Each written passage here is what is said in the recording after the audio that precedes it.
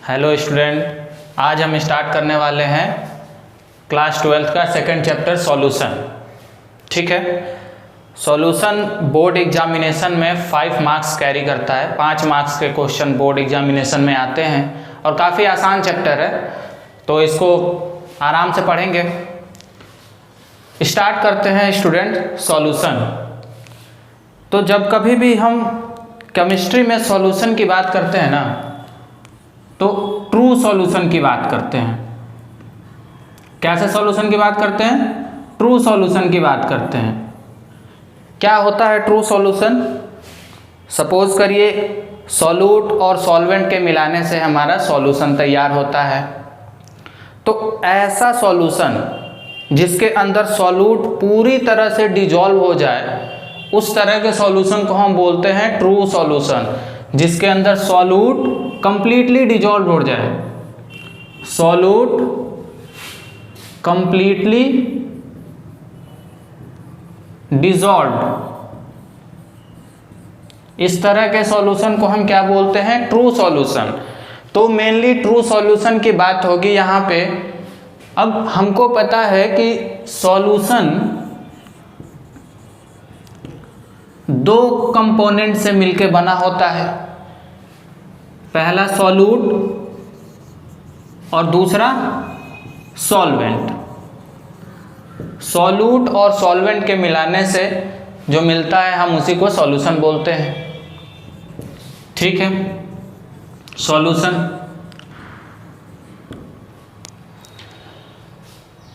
अब सॉल्यूशन के अंदर जो स्मॉलर अमाउंट में प्रेजेंट होता है सब्सटेंस, उसको हम बोलते हैं सॉल्यूट। जो स्मॉलर अमाउंट में सब्सटेंस प्रेजेंट होगा उसको हम बोलेंगे सॉल्यूट। और जो लार्जर अमाउंट में प्रेजेंट होगा, जो लार्जर अमाउंट में सब्सटेंस प्रेजेंट होगा, उसको हम क्या बोलेंगे? सॉल्वेंट। सपोज हम एक सॉल्यूशन तैयार कर रहे हैं, सॉल्यूशन तैयार कर रहे हैं वाटर एंड शुगर का। ठीक है, वाटर एंड शुगर का। तो वाटर क्या होता है? लार्ज अमाउंट में प्रेजेंट होता है और शुगर स्मॉल अमाउंट में प्रेजेंट होता है। तो यहाँ पे सॉल्वेंट क्या हो जाएगा? वाटर, और सॉल्यूट क्या हो जाएगा? शुगर। या फिर जनरली ये भी बोल सकते हैं कि सॉल्यूशन तैयार होने के बाद सॉल्यूशन जिसका फिजिकल प्रॉपर्टी अटेंड करे वो सॉल्वेंट होता है। जैसे सपोज करिए हमने वाटर में शुगर डिसॉल्व किया, तो फाइनल सॉल्यूशन किसका फिजिकल प्रॉपर्टी लेगा? वाटर का। तो हम यहाँ से भी बोल सकते हैं कि वाटर क्या है? सॉल्वेंट है।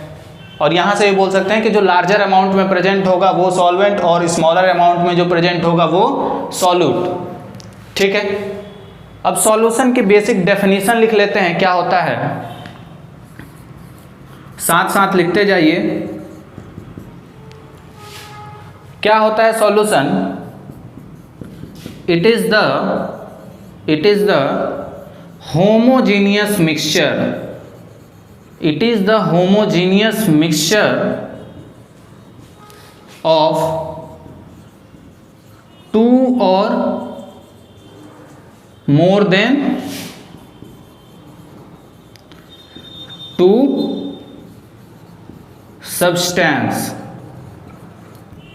It is the homogeneous mixture of 2 or more than 2 substance. ये एक homogeneous mixture होता है 2 या 2 से अधिक substance का। अब ये homogeneous क्या होता है? ठीक है, homogeneous का मतलब ये होता है होमोजीनियस का मतलब होता है कि जिसकी प्रॉपर्टीज यूनिफॉर्म हो। प्रॉपर्टीज कैसी हो? प्रॉपर्टीज कैसी हो? यूनिफॉर्म हो। अब प्रॉपर्टीज यूनिफॉर्म का क्या मतलब है? सपोज हमने यहाँ पे वाटर और शुगर को डिसॉल्व किया था। घर में सब लोग चीनी पानी बनाए होंगे। ठीक है, तो अब यहाँ पे हम कहीं से भी कुछ अमाउंट उठा लें, टेस्ट सेम होगा। ऐसा नहीं होगा कि यहाँ पे जो अमाउंट ले रहे हैं उसका टेस्ट अलग होगा, यहाँ पे जो अमाउंट ले रहे हैं उसका टेस्ट अलग होगा, या फिर इसका कंसंट्रेशन कुछ और है, इसका कंसंट्रेशन कुछ और है, ऐसा नहीं हो सकता। अगर होमोजीनियसली मिक्सचर बनाया गया है, होमोजीनियस है, तो थ्रू आउट द सॉल्यूशन इसका टेस्ट, इसका कंसंट्रेशन सब कुछ सेम होगा, दिखने में भी एक जैसा लगेगा। उसी को हम बोलते हैं यूनिफॉर्म प्रॉपर्टीज। ठीक है, नेक्स्ट इसमें क्या आता है कि अगर हमारे पास एक बार सॉल्यूशन तैयार हो गया तो हम उसको जनरल मेथड या सिंपल मेथड से उसको सेपरेट नहीं कर सकते हैं। जैसे सपोज करिए यहाँ पे हमने वाटर और शुगर का एक सॉल्यूशन तैयार कर लिया। अब अगर हम चाहें कि फिल्टरेशन का यूज करके शुगर को सेपरेट कर लें तो ऐसा पॉसिबल नहीं है। ठीक है, तो इसको लिख लीजिए, it cannot be separated, it cannot be separated by simple method like filtration।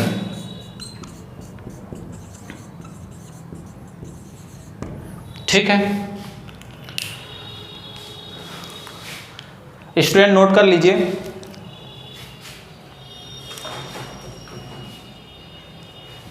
हो गया, ओके।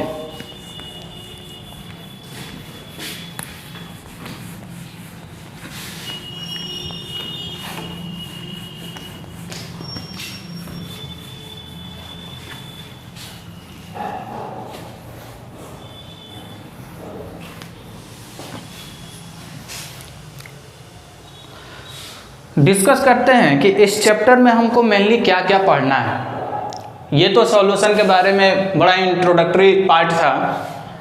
अब ब्रीफ डिस्कशन करते हैं कि इस चैप्टर में थ्रू आउट हमको क्या क्या पढ़ना है। तो फर्स्ट टॉपिक आएगा स्टूडेंट कंसंट्रेशन टर्म।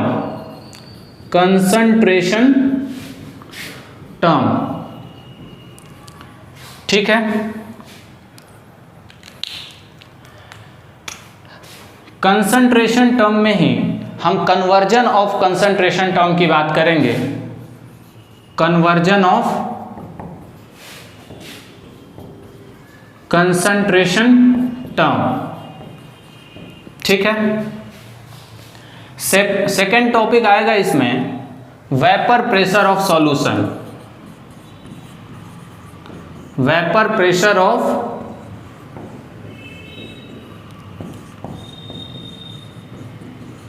सॉल्यूशन, ठीक। थर्ड टॉपिक आएगा which is very important, colligative property.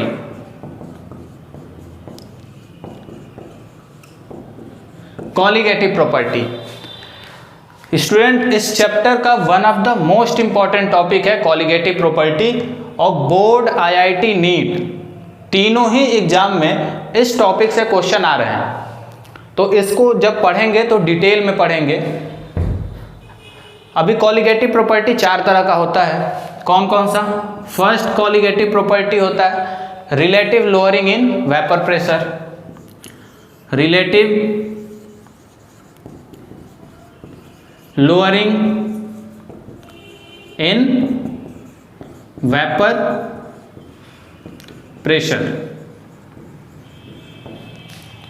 Second colligative property होगा एलिवेशन इन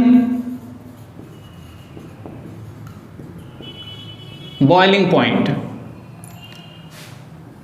थर्ड टॉपिक होगा, third colligative property depression in freezing point. And fourth colligative property is osmosis and osmotic pressure.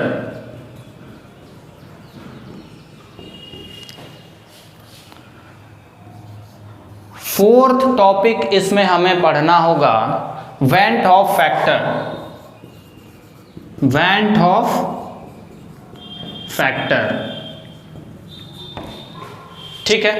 इस chapter का सबसे important topic है colligative property and then van't Hoff factor. इस time जो question बन रहे हैं वो सीधे सीधे कॉलिगेटिव प्रॉपर्टी का नहीं बन रहा है, कॉलिगेटिव प्रॉपर्टी और वेंट ऑफ फैक्टर को मर्ज करके क्वेश्चन इस टाइम आ रहे हैं।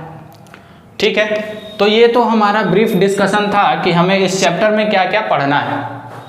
अब स्टार्ट करते हैं कंसंट्रेशन टर्म से। ठीक है, कंसंट्रेशन टर्म।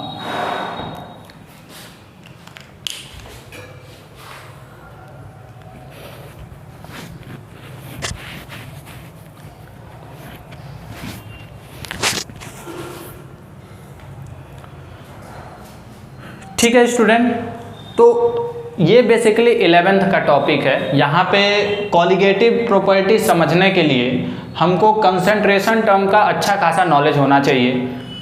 तो इस वजह से यहाँ सॉल्यूशन के अंदर भी कंसंट्रेशन टर्म हमको पढ़ना है।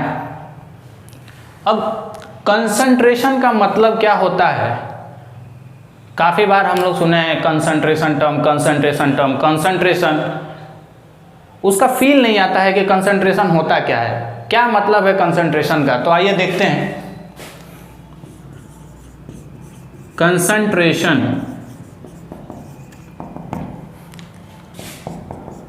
It is the amount of solute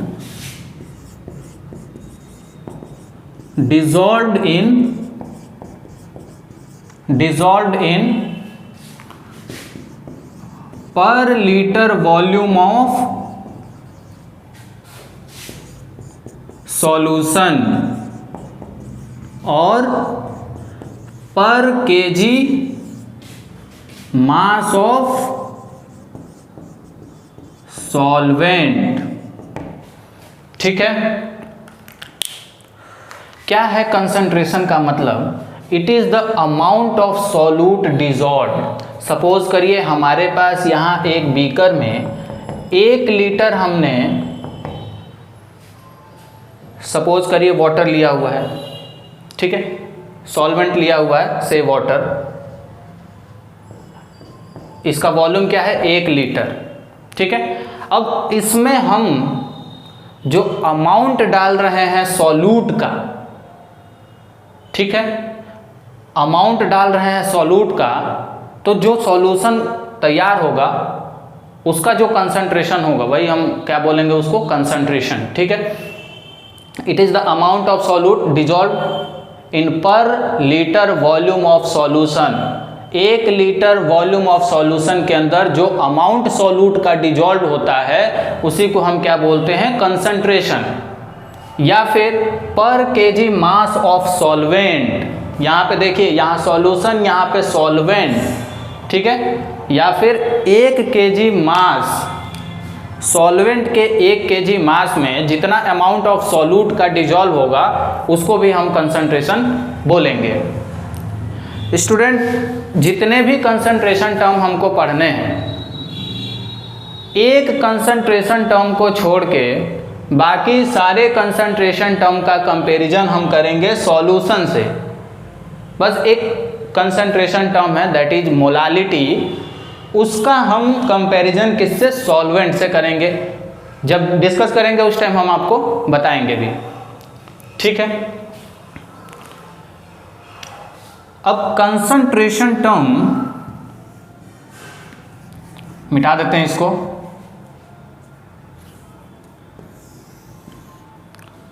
देखिए, कंसंट्रेशन टर्म कौन कौन से होते हैं? तो 2 पार्ट में कंसंट्रेशन टर्म को डिवाइड किया गया है। ठीक है, पहला टेम्परेचर डिपेंडेंट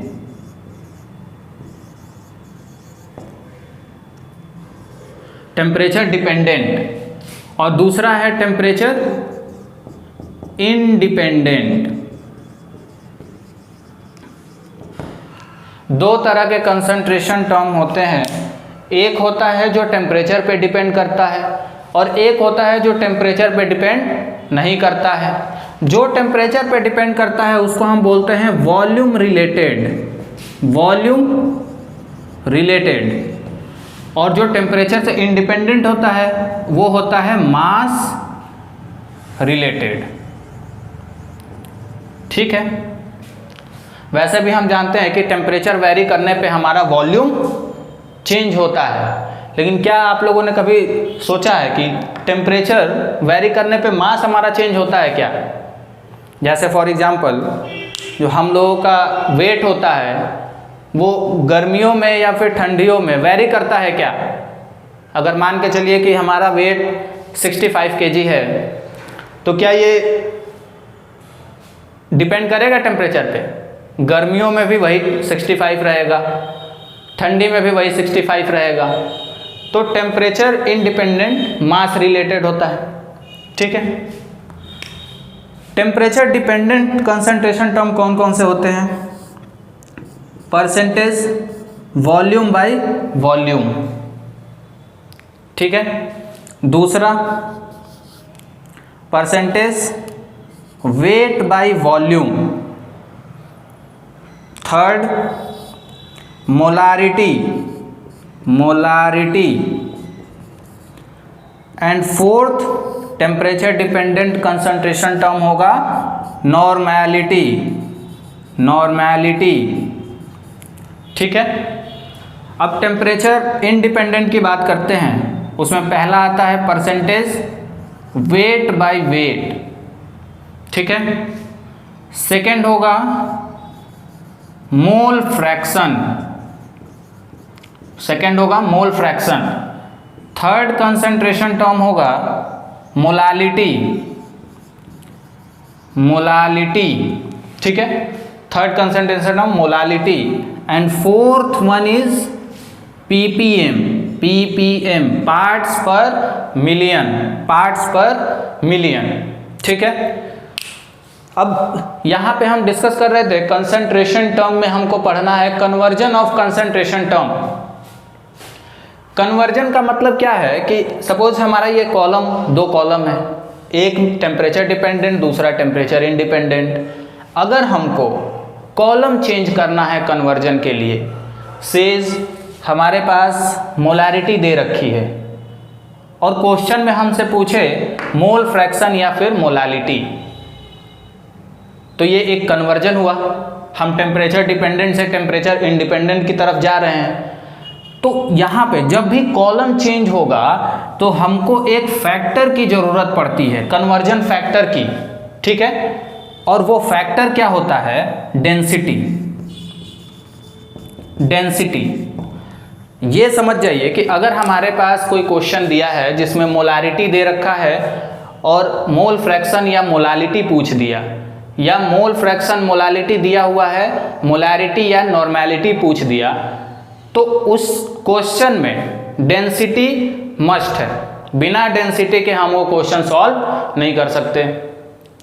दूसरा, अगर एक ही कॉलम में कन्वर्जन लगाना है हमको, सपोज मोल फ्रैक्शन दिया है और मोलालिटी हमसे पूछ दे, तो यहाँ पे सेम कॉलम में अगर कन्वर्जन हम कर रहे हैं तो यहाँ पे हमें डेंसिटी की ज़रूरत नहीं है। ठीक है, तो जब क्वेश्चन आएगा तो उस टाइम हम लोग देखेंगे। अभी एक एक करके कंसंट्रेशन टर्म को पढ़ते हैं, तब तक स्टूडेंट इतना नोट कर लीजिए।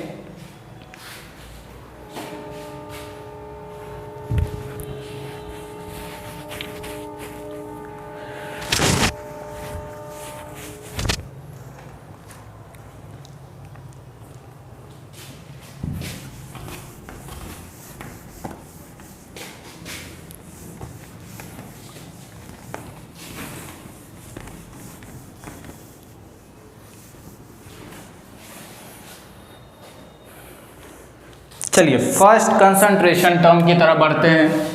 फर्स्ट कंसंट्रेशन टर्म क्या है? Percentage volume by volume, percentage volume by volume.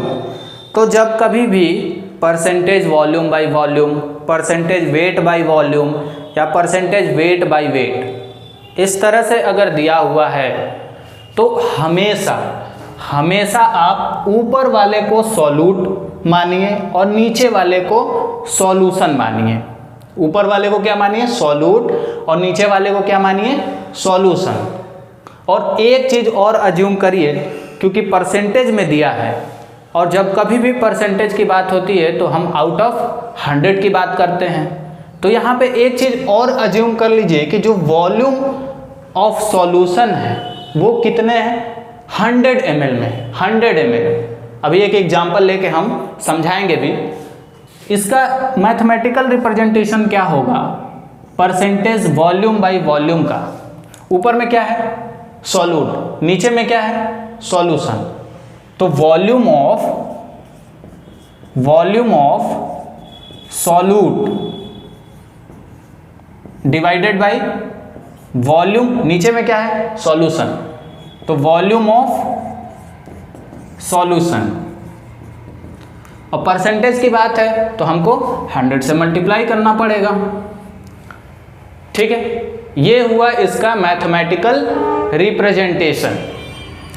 ठीक, अब इसका क्या मतलब है एक एग्जाम्पल से समझते हैं।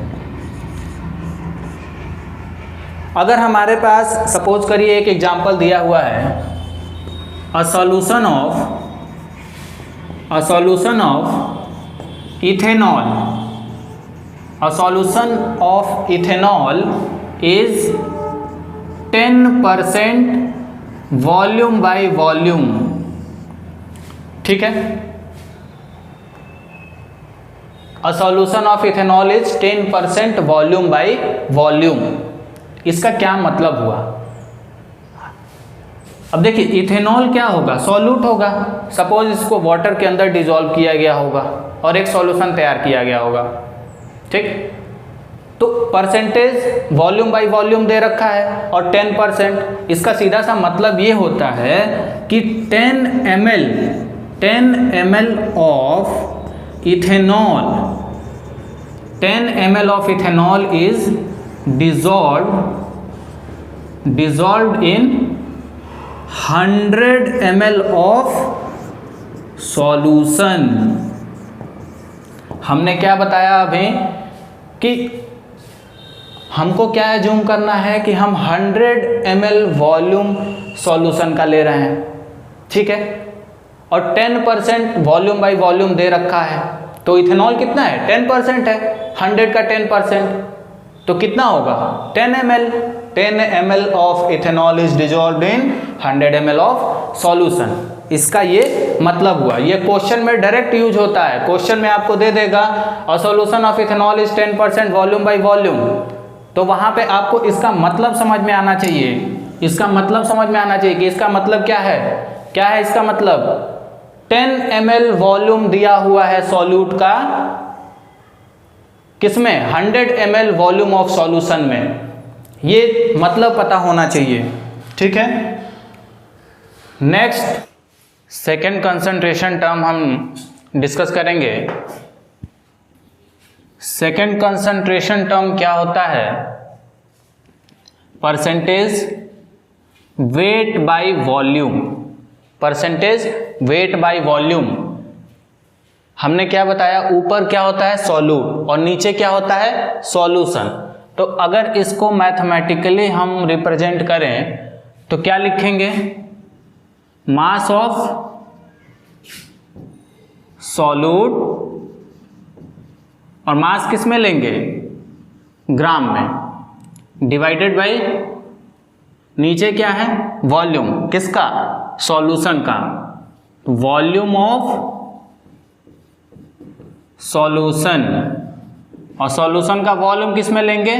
ml में, और परसेंटेज की बात कर रहे हैं तो इंटू 100। ठीक है, ये तो परसेंटेज वेट बाय वॉल्यूम का मैथमेटिकल रिप्रेजेंटेशन हो गया। ठीक, mass of solute in gram divided by volume of solution in ml into 100। अगर इसको हमें समझना है तो एक एग्जाम्पल से समझते हैं। हमारे पास दिया है अ sugar a sugar solution is 5% weight by volume। ठीक है, एक शुगर का सॉल्यूशन है जो किस तरह से दिया है, 5% वेट बाई वॉल्यूम। इसका क्या मतलब हुआ कि 100 ml, नीचे क्या है, सॉल्यूशन का वॉल्यूम। ठीक है, हमको क्या अज्यूम करना है, सॉल्यूशन का वॉल्यूम कितना, 100 ml। ठीक है, तो 100 ml सॉल्यूशन में 5 ग्राम सॉल्यूट डिसॉल्व है। सॉल्यूट यहाँ पे क्या है, शुगर। ठीक है, इसका क्या मतलब हुआ, it means 5 gram of sugar, it means 5 gram of sugar is dissolved in 100 ml of solution। ठीक है, क्या है क्वेश्चन में, देखिए इसका इंपॉर्टेंस है। क्वेश्चन में ये इस तरह से कहीं नहीं मिलेगा। क्वेश्चन में डायरेक्ट आपको दे देगा कि एक शुगर सॉल्यूशन है किस तरह से, 5% वेट बाय वॉल्यूम। अब इसका मतलब पता होना चाहिए, क्या मतलब है इसका, कि 100 ml सॉल्यूशन में 5 ग्राम सॉल्यूट प्रेजेंट है। ठीक है, तो नोट डाउन कर लीजिए इसको। उसके बाद थर्ड कंसंट्रेशन टर्म डिस्कस करेंगे। थर्ड कंसंट्रेशन टर्म है percentage weight by weight. Percentage weight by weight temperature dependent concentration term है कि टेम्परेचर इंडिपेंडेंट? तो student temperature independent concentration term है, ये टेम्परेचर पे डिपेंड नहीं करता है। ठीक है, अब इसका मैथमेटिकल रिप्रेजेंटेशन क्या होगा, ऊपर फिर से सॉल्यूट, नीचे फिर से सॉल्यूशन। तो मास ऑफ सॉल्यूट और किस में लेंगे, ग्राम में, divided by mass of solution. Solution का मास भी किस में लेंगे, ग्राम में, और परसेंटेज की बात है तो 100 से मल्टीप्लाई कर देंगे। ठीक है, अब इसका क्या मतलब हुआ, इसका एक एग्जाम्पल लेके समझते हैं। सपोज हमारे पास दिया हुआ है एग्जाम्पल, अ सॉल्यूशन ऑफ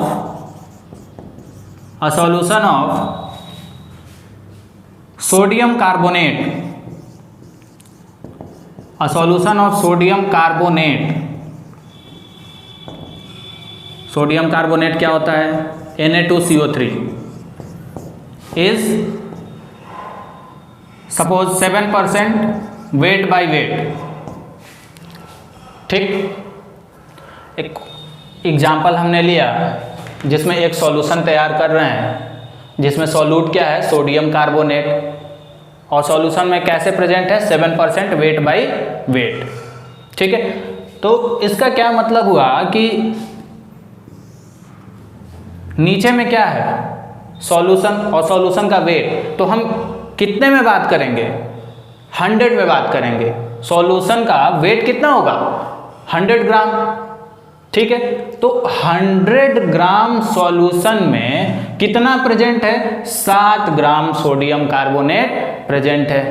ठीक, इसका क्या मतलब हुआ, it means 7 gram of sodium carbonate is present in 100 gram of solution। ठीक है, तो स्टूडेंट अब भी जो 3 कंसंट्रेशन टर्म हम पढ़ चुके हैं, percentage volume by volume, percentage weight by volume और परसेंटेज वेट बाय वेट, इन तीनों का मतलब मैं समझा रखा हूँ। तीनों के तीनों कंसंट्रेशन टर्म क्वेश्चन में इसी तरह से आते हैं। आपको दे देगा a solution of sodium carbonate is 7% weight by weight. तो बेसिकली इसका मतलब आपको पता होना चाहिए। क्या मतलब है इसका कि 100 ग्राम सॉल्यूशन में 7 ग्राम सोडियम कार्बोनेट को डिजोल्व किया गया है। यहाँ पर वॉल्यूम बाय वॉल्यूम होगा तो 100 ml में 7 ml सोडियम कार्बोनेट को डिजोल्व किया गया है, या वेट बाय वॉल्यूम होगा तो 100 ml सॉल्यूशन में 7 ग्राम सोडियम कार्बोनेट को डिजोल्व किया गया है। ठीक है, इसके बाद नेक्स्ट कंसंट्रेशन टर्म की तरफ बढ़ते हैं, which is very important, molarity.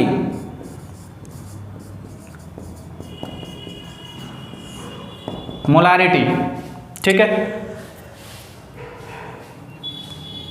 Molarity क्या होता है? सपोज करिए हमारे पास एक बीकर है, उस बीकर में हमने 1 लीटर सॉल्वेंट ले रखा है। सॉल्वेंट कुछ भी हो सकता है, ऐसे वाटर। अब 1 लीटर वॉल्यूम में हम जितने मोल्स ऑफ सॉल्यूट डिजोल्व करेंगे वही क्या होता है? मोलारिटी। आइए डिफाइन कर लेते हैं। It is defined as the number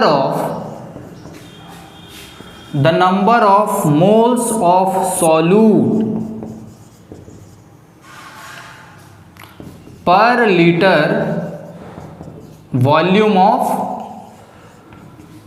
solution। ठीक है, पर लीटर वॉल्यूम ऑफ सॉल्यूशन में जितने नंबर ऑफ मोल्स सॉल्यूट के प्रेजेंट होंगे उसी को हम क्या बोलते हैं? मोलारिटी। ठीक है, अब मोलारिटी को डिनोट किया जाता है कैपिटल M से। It is denoted by capital M। Molarity को किससे डिनोट किया जाता है? कैपिटल M से। ठीक, और होता क्या है? पर लीटर वॉल्यूम ऑफ सॉल्यूशन में जितने नंबर ऑफ मोल्स सॉल्यूट के प्रेजेंट होंगे उसी को हम क्या बोलेंगे? मोलारिटी। ठीक, जैसे फॉर एग्जांपल हमारे पास यहाँ पे एक सॉल्यूशन है। ठीक है, 1 लीटर का सॉल्यूशन हमने ले रखा है। ठीक, और यहाँ पे नंबर ऑफ मोल्स सॉल्यूट के सॉल्यूट दे रखे हैं 2। सॉल्यूट के मोल्स कितने दिए हैं? 2 मोल, और हमने सॉल्यूशन कितना लिया है? 1 लीटर। ठीक, तो कितने number of moles per litre present है? 2 मोल। तो उस सॉल्यूशन का कंसंट्रेशन या मोलारिटी कितना हो जाएगा? 2। ठीक है, नोट कर लीजिए इतना।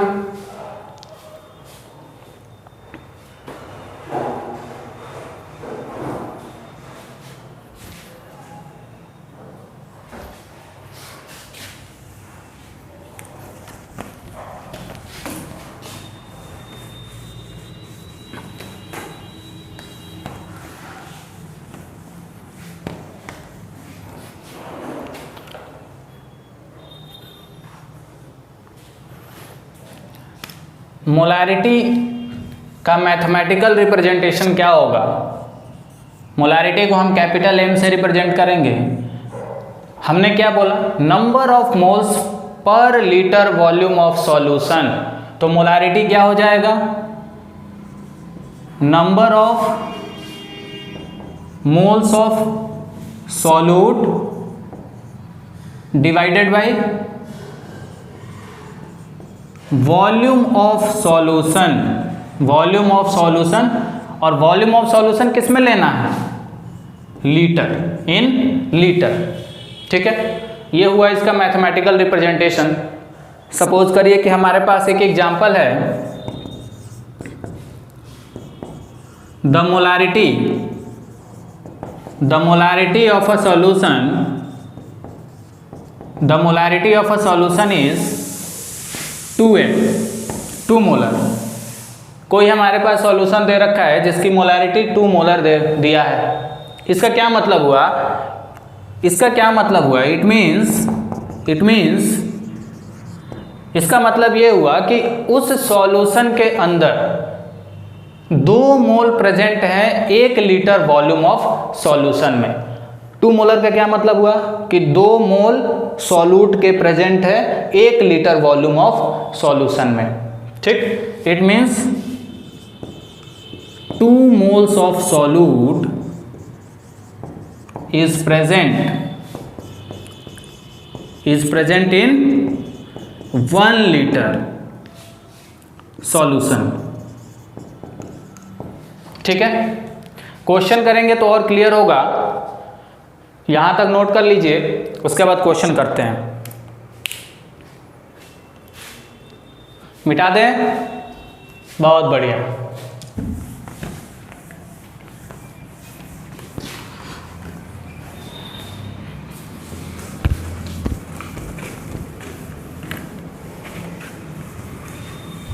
आइए क्वेश्चन किया जाए।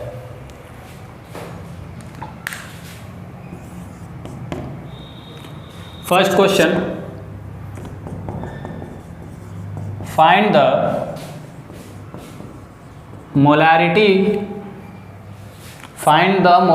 ऑफ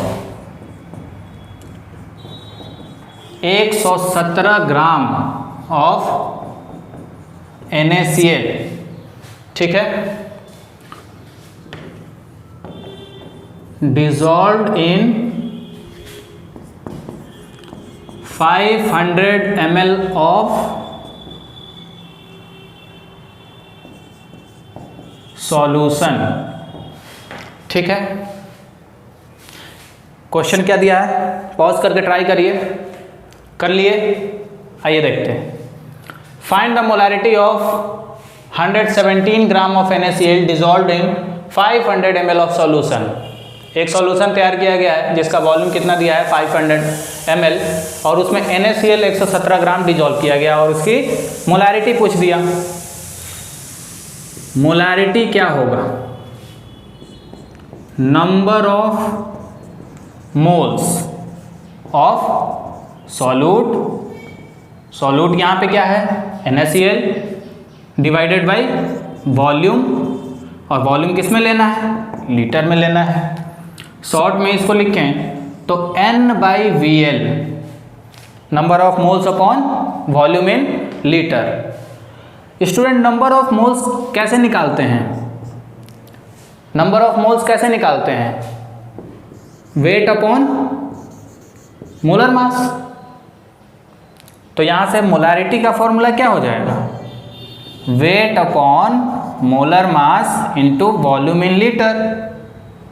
ठीक है, अब सब कुछ तो दिया हुआ है, वेट दे रखा है 117 ग्राम, पुट कर दीजिए 117। NaCl का मोलर मास क्या होगा, देख लीजिए, सोडियम का 23 और क्लोरीन का 35.5, कितना हो गया 58.5, रख दीजिए यहाँ पे 58.5। वॉल्यूम हमको क्या, वॉल्यूम क्या दिया 500 ml, और लेना किस में है, लीटर में। तो कन्वर्जन ध्यान रखिएगा, 1000 ml इक्वल टू होता है 1 लीटर। ठीक है, और 1000 सेंटीमीटर क्यूब बराबर भी होता है 1 लीटर। ये 2 कन्वर्जन फैक्टर यूज होंगे, तो इसको नोट डाउन कर लीजिएगा और इसको ध्यान भी रखिएगा। तो वॉल्यूम क्या हो जाएगा, 500 ml दिया हुआ है और इसको लीटर में चेंज करेंगे तो क्या 1000 से डिवाइड कर दें। ठीक है, 2 बार में जाएगा, फिर 2 यहाँ से हटा के हम ऊपर ला सकते हैं। ठीक है, इसको काट दें, कितनी बार में जाएगा, 2 बार में ये भी जाएगा। तो मोलारिटी यहाँ से क्या निकल के आ गई, 2 2 जा 4। यूनिट क्या होगा इसका, मोल पर लीटर, 4 मोल पर लीटर। ठीक है, चलिए नेक्स्ट क्वेश्चन आप लोग ट्राई करिएगा।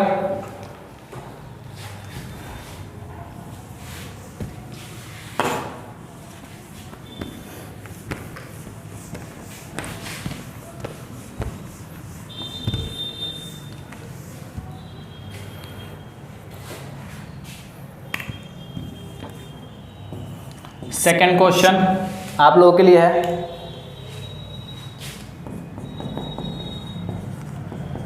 Find the mass of sodium carbonate, find the mass of sodium carbonate present in 1000 centimetre cube. Find the mass of Na2CO3 present in 1000 centimeter cube and the molarity is 5 molar। ठीक है, try करिए।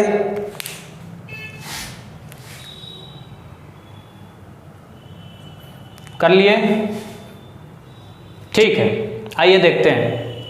जो लोग कर लिए match करेंगे और जो नहीं किए यहां पे देखेंगे। मोलैरिटी क्या होता है? Number of moles upon volume in litre. Mass के टर्म में लिखें तो क्या होगा? Weight upon molar mass into volume in litre. अब देखिए क्वेश्चन में क्या क्या दिया है आपको। मोलैरिटी दे रखा है, मोलैरिटी दे रखा है। वेट दिया है क्या? वेट नहीं दिया है। मास हमसे पूछा है, मास ऑफ Na2CO3 हमसे पूछ रहा है और मोलर मास हम निकाल लेंगे।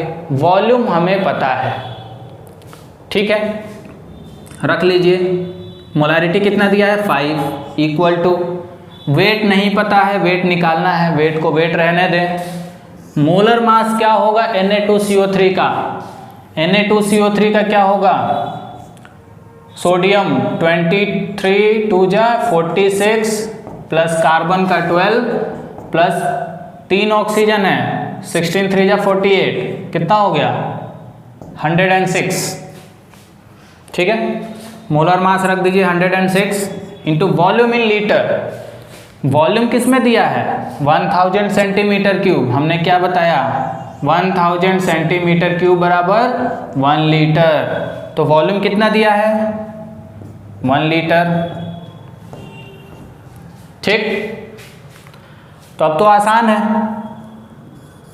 मास नहीं निकल जाएगा। मास क्या हो जाएगा? 5 इंटू 106 क्या हो जाएगा? मास ऑफ सॉल्यूट 530 ग्राम। ठीक है, नोट कर लीजिए।